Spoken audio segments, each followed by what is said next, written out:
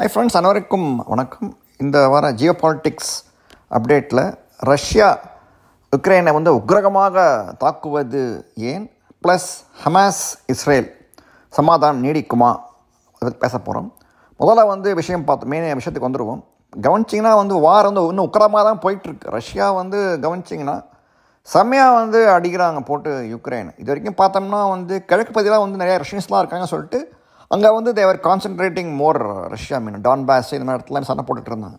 இப்போ பார்த்தோம்னா அவங்களோட ட்ரோன்ஸு விமானங்கள்லாம் பார்த்திங்கன்னா வெஸ்டர்ன் யுக்ரைன் நோக்கி பறக்குது. இப்போ அங்கே போய் இருக்கிற எல்லா இன்ஸ்டலேஷனையும் போய் டேமேஜ் பண்ணுறாங்க. அதோடு சேர்ந்து பார்த்தோம்னா இப்போ நிறைய வேவ் விமானங்கள்லாம் போய் போலாண்டு இந்த மாதிரிலாம் வழியெல்லாம் போகுது. பயம் காட்டுறாங்க. இப்போ அவங்களே பயந்து போயிட்டாங்க. இப்போ திடீர்னு வேர்ல்டு வார் 3 வரப்போகுதா, இல்லை அவங்களும் பார்த்தோம்னா திடீர்னு அவங்களோட வெப்பன்ஸ் தான் ரெடி பண்ணிகிட்ருக்காங்க. இங்கே தான் ரஷ்யாவோட சூட்சுமம் நம்ம புரிஞ்சுக்கணும்.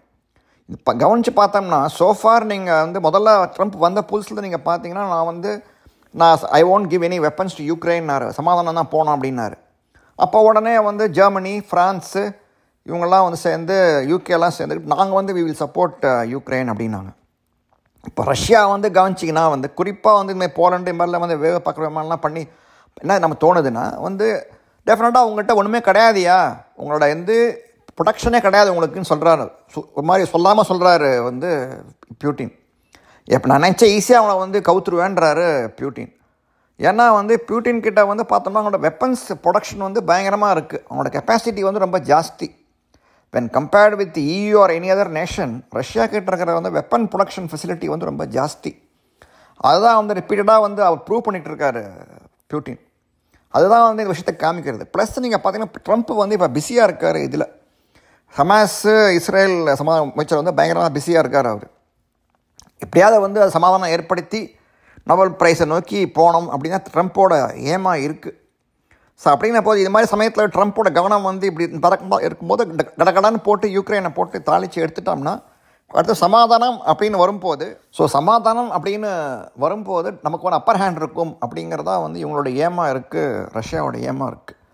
ஏன்னா இப்போ யுக்ரைனை நிலவலையே வச்சுட்டாங்க அப்படின்னா தயவுசெய்து நிறுத்துப்பா சண்டையான்னு கெஞ்சுவாங்க அப்படின்னு அவர் எதிர்பார்க்குறாரு. மோரோவர் ரஷ்யா தெரிஞ்சிருக்கு சீஸ் ஃபயர் அப்படின்னா திரும்பி வெப்பன்ஸ்லாம் கேதர் பண்ணி அடுத்த சண்டைக்கு தான் ரெடி ஆவாங்கன்றதான் அவரோட முடிவாக இருக்குது. சண்டையே நீ போடக்கூடாது, நீ அந்த எண்ணமே வரக்கூடாதுன்னு சொல்லிட்டு தான் அடி போட்டு தாக்குறாரு யுக்ரைன். மோரோவர் இப்போ வின்டர் வரப்போகுது, நெருங்கி வருது. ஸோ இப்போ இது மாதிரி பவர் ஃபெசிலிட்டிஸ் எல்லாம் போட்டு எடுத்துட்டாங்கன்னா அப்புறம் கேஸு ஒன்றும் கிடையாது. மக்கள்லாம் குளிரில் அவசப்படுவாங்க. அப்புறம் அவங்களே கெஞ்சுவாங்க யுக்ரைன்கிட்ட போய், தயவுசெய்து போய் கெஞ்சு ரஷ்யாவை போய் சண்டை போட மாட்டேன் கெஞ்சு அப்படின்னு சொல்லிட்டு பண்ணுவாங்க அப்படின்ட்டு அவர் தில்லாக இருக்கார் பியூட்டின்னு தோணுது நமக்கு. ஸோ அதனால தான் பார்த்தோன்னா உக்ரகமாக தாக்கிக்கிட்டு இருக்காரு பியூட்டின் இவங்கள யுக்ரைனை. அடுத்து நம்ம ஹமாஸ் இஸ்ரேல் சண்டை பார்க்குறோம். அதில் பார்த்தோம்னா இப்போ ஹமாஸும் இஸ்ரேலும் கிட்டத்தட்ட உடன்படிக்கை வந்திருக்காங்க. இவங்க ஹாஸ்டேஜஸை ரிலீஸ் பண்ண போகிறோம் எல்லாரையும் அப்படின்னு சொல்லிட்டு. அப்புறம் இஸ்ரேலில் அவங்ககிட்ட இருக்கிற ஆயிரக்கணக்கான ஒரு பாலஸ்டீன் பிரிஸ்னஸ் ரிலீஸ் பண்ண போகிறோம் அப்படின்ட்டு. பட் இதுக்கு காரணம் என்னென்னு பார்த்தோன்னா பீஸ் உடன்படிக்கையை அமெரிக்கா ப்ரப்போஸ் பண்ணதை 2 பேர் அக்செப்ட் பண்ணிக்கணும் அப்படிங்கிறது தான். அதில் மெயினான விஷயம் அப்படின்னு பார்த்தீங்கன்னா சண்டையை நிறுத்தணும். ப்ளஸ் இவங்க ஹமாஸ் அவங்களுக்கு இருக்க பிணைக்கையெல்லாம் திருப்பி கொடுக்கணும். ப்ளஸ் இஸ்ரேலும் அவங்கள்ட்ட பாலஸ்டீன் பிரிஸ்னஸ்லாம் ரிலீஸ் பண்ணணும். And Hamas should be disbanded அப்படின்ட்டு. Plus they should surrender all their weapons அப்படிங்கிறது தான். அவங்களுக்கு ஆயுதத்தெலாம் கீழே போட்டு அவங்க போகணும் அப்படிங்கிறது தான் இவரோட கோரிக்கையாக இருக்குது, ட்ரம்ப்போட கோரிக்கையாகவும் இருக்குது. ப்ளஸ் கட்டார் அது மாதிரி கண்ட்ரீஸும் அதான் சொல்கிறாங்க அவங்க. ஏன்னா பட் அதெல்லாம் அங்கே தான் ஹமாஸ் தயங்குறாங்க. ஏன்னா அவங்களுக்கு தெரியும் இப்போ ஆயுதெல்லாம் கீழே போட்டால் இஸ்ரேலாம் ஈஸியாக போட்டு தாக்கிடும் அப்படின்னு சொல்லிட்டு. பட் அவங்களுக்கு வேறு வழி இருக்கிற மாதிரியும் தெரியல. ஏன்னா இப்போ அரப் கண்ட்ரீஸே கவனிச்சிங்கன்னா நீ ஹமாஸோட இது தேவையில்லாம தான் ஃபீல் பண்ணுறாங்க. அவங்கள்ட்ட வெப்பன்ஸ் நம்ம கொடுத்து தேவையில்லாமல் அவங்க இது பண்ணிட்டோம் அப்படிங்கிறதான் அவங்களோட கருத்தாக இருக்குது. ஸோ அப்படிங்கிற போது ஹமாஸ்க்கும் வேறு வழி கிடையாது. So unless they accept surrendering the weapons, Israel இது திரும்பி தாக்க தான் போகுதுன்னு தோணுது. இப்போ சப்போஸ் இப்போ ஹமாஸ் வெப்பன்ஸ் நாங்கள் கொடுக்க மாட்டோம் அப்படின்னு சரண்டர் பண்ண மாட்டோம் அப்படின்னு சொல்லிட்டாங்கன்னா திரும்பி இஸ்ரேல் போட்டு தாக்கிடும் அவங்களன்னு தோணுது. ஃபுல்லாக அழிக்கிற வரைக்கும் போகும்னு தோணுது. ஏன்னா ஒன்ஸ் இப்போ ஹாஸ்டேஜஸ்லாம் ரிலீஸ் பண்ணிட்டாங்க ஹமாஸ்ன்னு சொன்னாங்கன்னா ஈஸியாக டனல்ஸ்குள்ளே போய் இவங்க எல்லாம் வெடிமருந்தெல்லாம் வச்சு எல்லாரையும் போட்டு தாக்கிடலாம் இவங்க இஸ்ரேல். ஆல்ரெடி பார்த்தோம்னா ஒன்றுமே இல்லாமல் இருக்குது கேஸா. அப்படிங்கிற போது சுத்தமாக வந்து பண்ணிட்டாங்கன்னா அவ்வளோதான், ஹமாஸோட கதி அதோ கதி தான். ஸோ அதனால் இந்த ஒரு இதில் தான் நிற்கிறது. இப்போது ஹமாஸ் வந்து வெப்பன்ஸ் சரண்டர் பண்ணிட்டாங்க அப்படின்னா சமாதானம் வரும் தோணுது அட்லீஸ்ட். ஏன்னா இப்போ சுற்றி பார்த்திங்கன்னா சப்போர்ட்டர்ஸ் கிடையாது, ஹமாஸ் சப்போர்ட்டர்ஸ் கிடையாது. ஈரானும் வந்து போயிடுச்சு, ஹவுத்தீஸும் அவங்க லெவலில் தான் இருக்காங்க. இந்த பக்கம் அசாத் இருந்தார், அவருமே வந்து போயிட்டார். ஹெஸ்போலா கேட்கவே வேணாம், ஃபுல்லாக டவுனில் இருக்காங்க அவங்க. ஸோ அப்படிங்கும்போது சப்போர்ட்டர்ஸ் கிடையாது அவங்களுக்கு. ப்ளஸ் அரப் கண்ட்ரீஸே வந்து வேணாம் அப்படின்றாங்க, அவங்கள ஒன்றும் இது பண்ணாத போதும் சண்டைன்றாங்க. ஸோ அப்படிங்கிற பட்சத்தில் கொஞ்ச நாள் சமாதானம் வரும்னு தோணுது நமக்கு. பொறுத்திருந்து பார்ப்போம். இஸ்ரேல் ஹமாஸ் உடன்படிக்கையில் நீங்கள் பார்த்தோம்னா மெயினான கன்டென்ஷன் போர்ஷன் வந்து ஹமாஸ் வந்து ஷுட் பி டிஸ்பேண்டட் அண்டு எல்லா ஆயுதங்களையும் வந்து கீழே போட்டுடணும் அப்படிங்கிறது தான். ஹமாஸை பொறுத்தவரை அது வந்து ஒரு தீவிரவாத இயக்கம், அது வந்து ஒரு ஜனநாயக இயக்கம் கிடையாது. ஸோ அதனால் வந்து அவங்க திரும்பி அவங்க வெப்பன்ஸ்லாம் கீழே போட்டு அமைதி பாதைக்கு திரும்புவாங்க அப்படிங்கிறத வந்து நம்புறதுன்றது ரொம்ப கஷ்டமான விஷயம். நான் இத்தனை சண்டை போட்டு பழகிட்டாங்க அவங்க இஸ்ரேலுக்கு எதிராக. ஸோ மறுபடியும் வந்து ஆயுதம் ஏந்த மாட்டாங்க அப்படிங்கிறது ஒரு பெரிய டவுட்டாக தான் இருக்குது.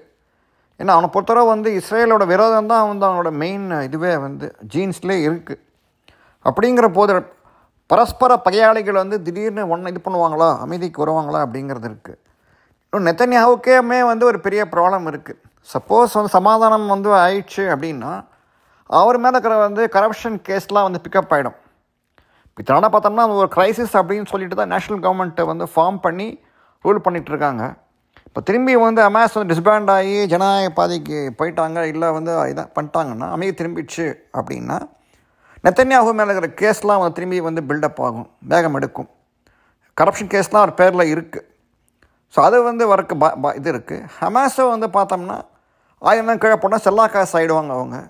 பட் எனிவே அவங்க ஆயுதங்கள் கீழே போட்டு தான் ஆகணும். ஏன்னா அரப் நேஷன்ஸ்லாம் வந்து ஒரு முடிவில் இருக்காங்க, Hamas should be disbanded and வெப்பன்ஸ்லாம் வந்து இது பண்ணிடணும் அப்படின்னு சொல்லிட்டு. ஸோ திரும்பி கட்டார் எங்கள் ஆதரவுலாம் கிடைக்குமாங்கிறது டவுட்டு தான் ஹமாஸ்க்கு. ஸோ அப்படிங்கிற பட்சத்தில் இது எப்படி போகும் தெரியல. அமைதி திரும்பி நல்லது தான், எல்லாருக்கும் உலகத்துக்கு நல்லது தான். பட் என்ன ஆகும்னு தெரியல, பொறுத்திருந்து பார்ப்போம். யுக்ரைன் ரஷ்யா போர் அப்படின்னு பார்த்தீங்கன்னா வந்து வார் ஆஃப் அட்ரிஷன் அப்படி தான் போயிட்டுருக்கு. சமீபத்தில் பார்த்தோம்னா யுக்ரைன் வந்து has struck refineries in Russia. So என்ன பார்த்தீங்கன்னா அவுட்புட் பார்த்தோம்னா 70% ஆஃப் ரஷ்யாஸ் ஆயில் அவுட்புட் வந்து அஃபெக்ட் ஆகிருக்கு அப்படிங்கிறாங்க. ஸோ திரும்பி டெஃபினட்டாக ரஷ்யா வந்து பழிவாங்க போகுது. ஸோ என்ன தெரியுதுன்னா நமக்கு வந்து எப்படி முடிய போகுதுன்னு பார்த்தோம்னா வந்து இன்னும் கெடுவோம் என்ன பந்தயம் அப்படின்னு தான் போகுதுன்னு தோணுது. நீ வந்து போட்டு தள்ளுற, நீ என்னோட இதை போட்டு தள்ளு, இப்படியே போயிட்டுருக்கும்னு நினைக்கிறேன். முடிவே வராதுன்னு தோணுது இந்த வார்க்கு.